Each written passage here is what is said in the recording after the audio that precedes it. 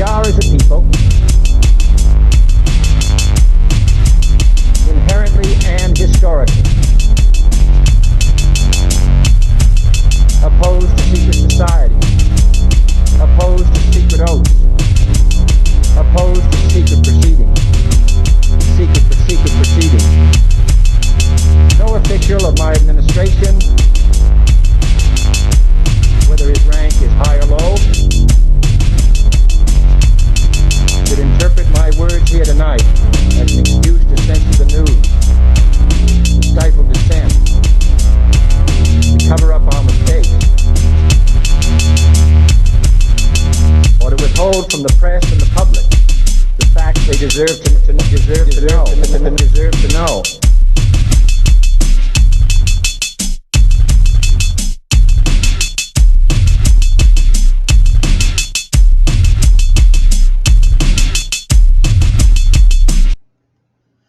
Welcome to Conspiracy Corner Podcast, everyone. This is Abe, your host. Just got home at 7:42. Had to stay a little late. We just had a big-ass truck, man. I had to pull back like 3 pallets, which will be waiting on me tomorrow. Well, tonight, I should say. Yeah, not much has been going on. Just been working, listening to podcasts. That's about it. Sleeping, eating. But today we are going to be covering 3 real weird stories. This will probably be the last of any stories taken from Mothman prophecies, because I pretty much gave you guys all the nuggets.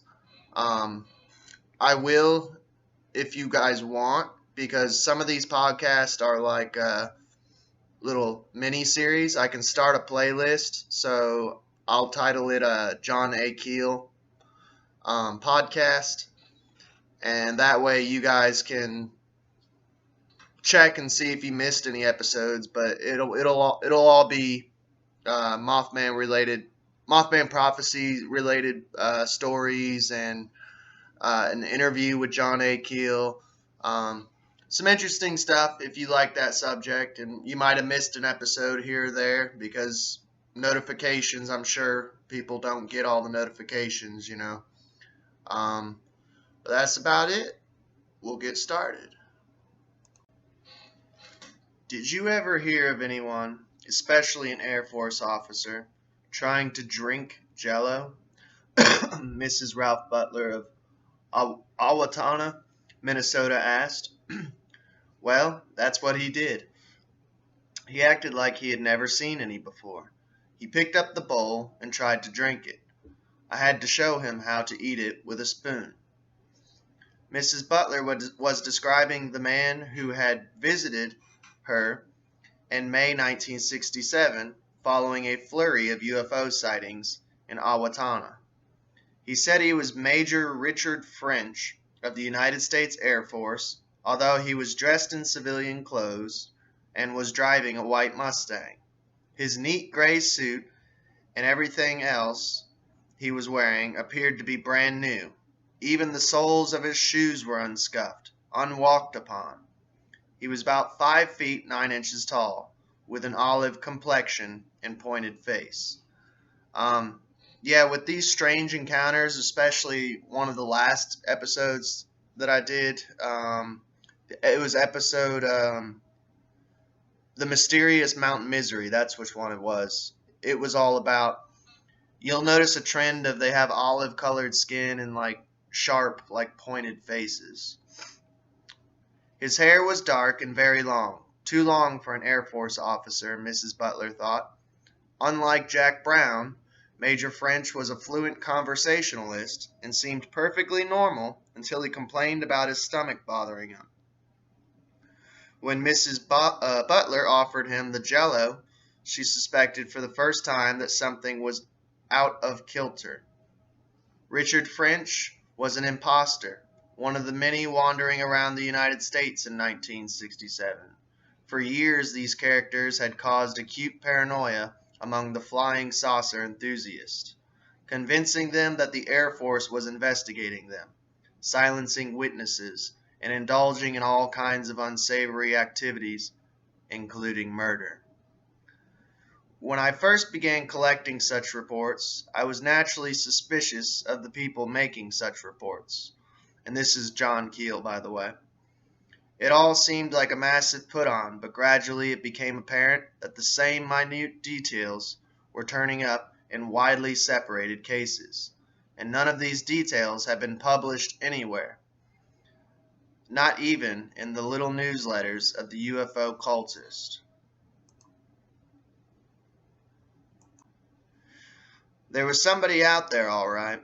A few, like Richard French, almost pulled off their capers without drawing attention to themselves. But in nearly every case, there was always some small error, some slip of dress or behavior which the witnesses were usually willing to overlook, but which stood out like signal flares to me. They often arrived in old model cars which were as shiny, as well kept as brand new vehicles.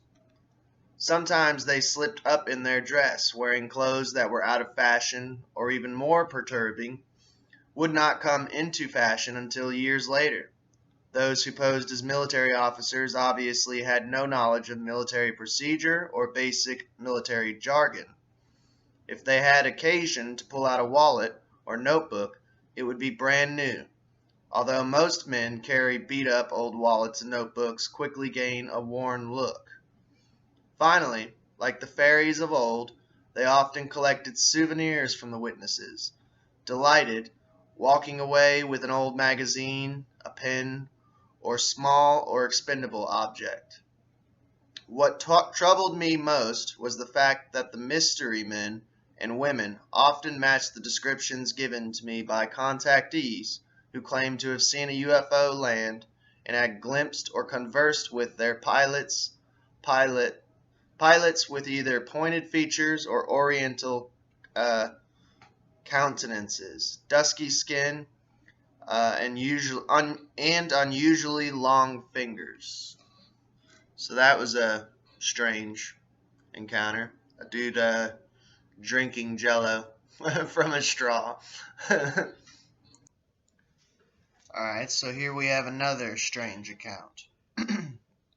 On the afternoon of January 9th, 1967, Edward Christensen and his family returned to their new home in Wildwood, New Jersey after a trip to Florida. They had just moved into the new house, some distance from the place where they had lived at the time of their November UFO sighting. Neither their address nor phone number was listed in the then current phone book. They entered their house by the back door. The front door was still heavily bolted and locked, the way they had left it when they had gone to Florida. At 5:30 p.m. there was a knock on the front door. Mrs. Arlene Christensen was in the kitchen preparing dinner. "Check and see who that is," she told her 17-year-old daughter Connie. "If it's a salesman, don't answer." Connie took a peek and reported back, "It's the strangest looking man I've ever seen." Mrs. Christensen went to the door, unbolted, and unlatched it. It was growing dark and was bitter cold outside. There was no car in view, and this seemed peculiar because the Christensens' home was removed from any other houses in a rather isolated spot. A tall man stood on the doorstep. "Does Edward Christensen live here?" he asked. Arlene admitted he did. "I'm from the Missing Heirs Bureau," the man continued. "Mr. Christensen may have inherited a great deal of money. May I come in?" It was an approach that was hard to resist. She stepped back and invited him in, calling out to her husband. Edward Christensen is 6 feet 2 inches tall, and heavy set. The stranger towered over him and must have been at least 6 feet 6 inches tall. He was also enormously broad and might have weighed at least 300 pounds. He wore a fur Russian-style hat with a black visor on it, and a very long black coat that seemed to be made of thin material, too thin for the cold weather. "This will only take 40 minutes," he said, as he removed his hat and revealed an unusual head, large and round, while his face seemed angular and pointed. So there you go with the pointed faces again. He had black hair. There's another one, black hair. He had black hair which was closely cropped to his head, as if his head had been shaved and the hair was just growing in again. There was a perfectly round spot on the back of his head, as if the area had recently been shaved. His nose and mouth seemed relatively normal, but his eyes were large, protruding like thyroid eyes, and set wide apart. So basically, he looks like the mayor of Chicago. Sorry, I couldn't resist myself. And set wide apart. One eye appeared to have a cast, like a glass eye, and did not move in unison with its companion. Edward Christensen told him at the outset that a mistake had been made, that he could not believe that anyone had left him any money. The man assured him that he might, indeed, be the Edward Christensen he was seeking, and in order to verify, he would like to ask him some questions. He removed his coat. There was a badge on his shirt pocket, which he quickly covered with his hand and removed, placing it in his coat pocket. It looked like a gold or brass badge, Connie told me later, but it wasn't an ordinary police badge or anything like that. We just got a glimpse of it, but it seemed to have a big K on it, with a small X alongside. So KX. I have no idea what that would be. If anyone does know, hit me up in the comments, because that's strange. I've read this years ago, but I don't know, that's just odd. If anyone's got any theories or anything. And there were some letters or numbers around the edge. It was obvious he didn't want us to see it. He was not wearing a suit jacket. Underneath his thin outer coat, he was wearing a short-sleeved shirt made of dacron-like material. His trousers were of dark material, gray or black, and were a little too short. When he sat down, they rode high up on his calves. He wore dark socks and dark shoes with unusually thick rubber soles. That's another thing, like with these sightings of just strange people, olive-skinned, and I don't know, they all have like thick soles on their shoes, which is odd. Arlene and Connie were most fascinated by a strange feature on his leg. When he sat down, they could see a long, thick green wire attached to the inside of his leg. It came up out of his socks and disappeared under his trousers. At one point, it seemed to be indented into his leg and was covered by a large brown spot. Connie seemed to have studied him the most carefully and gave the best description. In many ways, this odd man shared the characteristics of Mary Hyer's tiny visitor of only a few days earlier. Mrs. Hyer said the little man had unusually pale skin, almost a sickly white. The Christensens said their visitor had an unnatural pallor. They assumed he was sick. His speech was also strange, with a high, tinny, quote-unquote, voice that seemed peculiar, coming from such a large man. He spoke in a dull, emotionless monotone, and clipped words and phrases like a computer. Connie said that he sounded as if he were reciting everything from memory, or he was wearing a wire. Thinking about the wire running up his leg, he was probably wearing a wire, you know. Mrs. Hyer told me her tiny visitor had spoken in a hard-to-understand, sing-song manner, like a recording. Both men wore unusually thick rubber-sole shoes. Both were ill-dressed for the weather, and both had eccentric haircuts. Small points, perhaps, but significant in these cases. After the man had introduced himself, none of the family could remember his name. They all said it was something common like Brown or Smith. And they did remember that he said his friends had called him Tiny.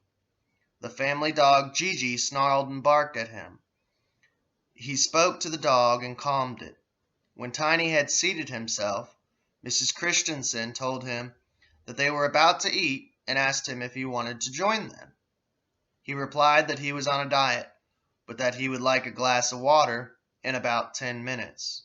It's so weird how, it'll only be 40 minutes, very precise on the time. He seemed to wheeze, they all noted, like a man with asthma, and he appeared to have difficulty breathing. Tiny produced a small notebook and a pen and assured the family that this was not any kind of confidence game. He was looking for an Edward Christensen who was due to inherit a large sum of money, and he would need information about Ed's past history to determine if he was the man. He then proceeded to ask a long series of questions. Did Ed have any scars or birthmarks? Ed said he had a scar on his back from an operation and an appendix scar.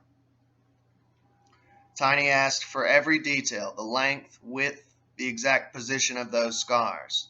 He also asked for a complete list of all the schools Ed had attended, and the number and type of auto vehicles the family owned.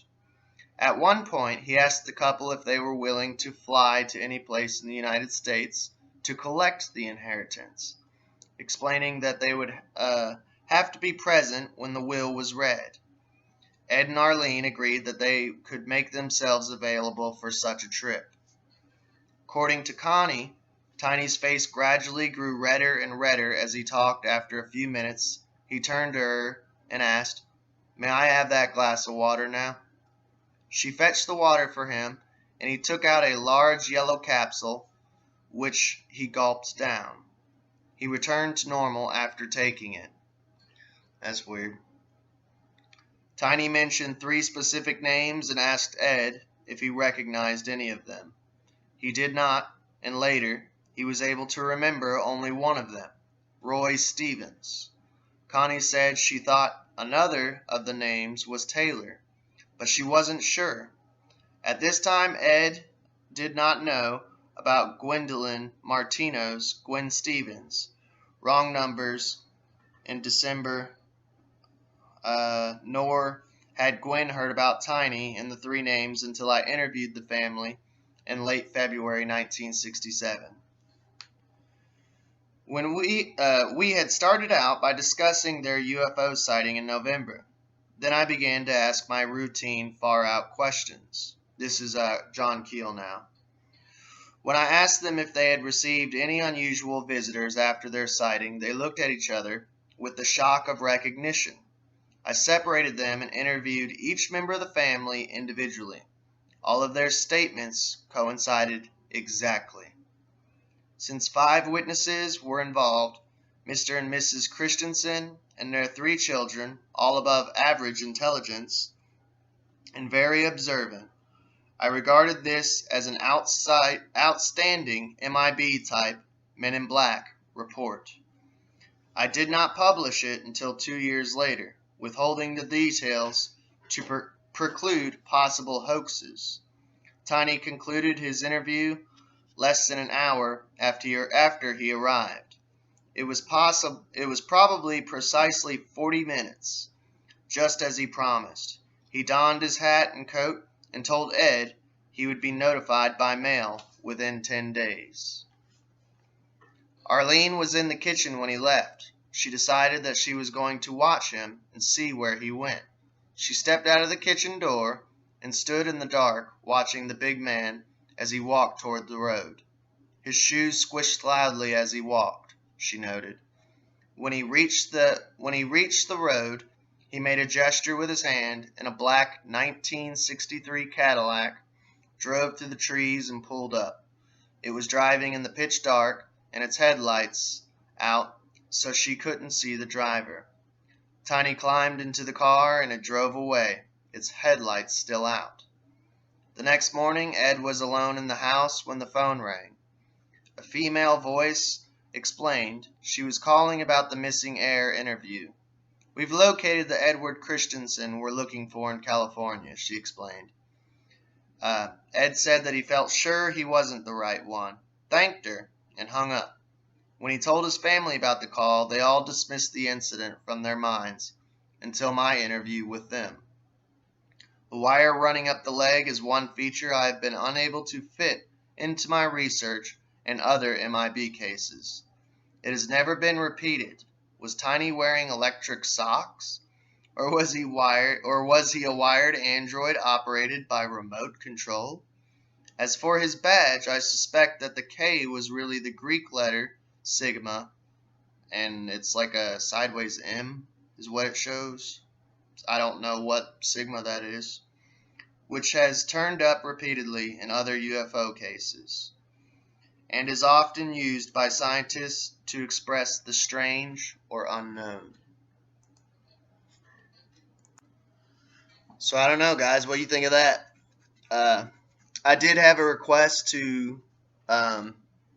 This was actually a long time ago, but if there's still a subscriber, someone had a request that I do an M.I.B episode or video. So there you go. There you have it. An M.I.B account is what John A. Keel says. I just think they're just strange encounters in general. I don't know. It's bizarre. Let me know what you guys think. But I got one more account for you all, and yeah, if we got time, I might add another segment or not. But all right, and I'll probably sum it up with this story. Here's the final story for this podcast of I guess just another strange encounter. I'm not sure if I want to name this episode Strange Encounters or Men in Black, so we shall see.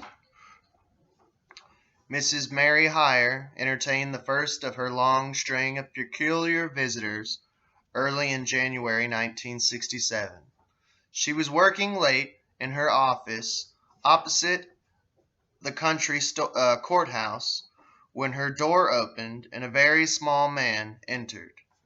He was about 4 feet 6 inches tall, she told me in the phone call soon afterward. Although it was 20 degrees Fahrenheit outside, he was wearing nothing but a short-sleeved blue shirt and blue trousers of thin-looking material. So there's that thin-looking material again. It's a common thing. His eyes were dark and deep set, and were covered with thick-lensed glasses. He was wearing odd shoes with very thick soles. Once again, thick soles, which probably added an inch or two to his height. Speaking in a low, halting voice, he asked her for directions to Welch, West Virginia, a town in the southeastern tip of the state. She thought at first that he had some kind of speech impediment. His black hair, once again black hair, ladies and gentlemen, was long and cut squarely like a bowl haircut, and his eyes remained fixed on her in an unflinching, hypnotic way. He kept getting closer and closer, she reported, his funny eyes staring at me almost hypnotically. He told her a long-winded, just disjointed story about his truck breaking down in Detroit, Michigan. He had hitchhiked all the way from Detroit. As he talked, he inched closer and closer to her, and she became frightened, thinking she had some kind of a nut on her hands. She pulled back from her desk and ran into the back room where her newspaper circulation manager was working on a telephone campaign. He joined her and they spoke together to the little man. He seemed to know more about West Virginia than we did, she declared later. At one point the telephone rang, and while she was speaking on it, the little man picked up a ballpoint pen from her desk and examined it with amazement, as if he had never seen a pen before. You can have that if you want, she offered. He responded with a loud, peculiar laugh, a kind of cackle. Then he ran out into the night and disappeared around a corner. The next day, Mrs. Heyer checked with the sheriff's officer to find out if there was any mentally deficient person on the loose. The answer was negative. So I don't know, guys. Bizarre, definitely. Sorry if it was a shorter episode, but I gathered up as much as I could from John A. Keel's accounts of just strange encounters. I think it's bizarre as heck. It's just, I don't know. I wanted to share those with you guys because those were like 3 different encounters that I had read years ago, and I never forgot them. I just remember them being just like super weird, and I'm like, man, I have got to put that on the podcast. But I hope you all enjoyed, and you all have a good day. We are, as a people, inherently and historically opposed to secret society, opposed to secret oaths, opposed to secret proceedings. No official of my administration, whether his rank is high or low, should interpret my words here tonight as an excuse to censor the news, to stifle dissent, to cover up our mistakes, or to withhold from the press and the public the facts they deserve to know.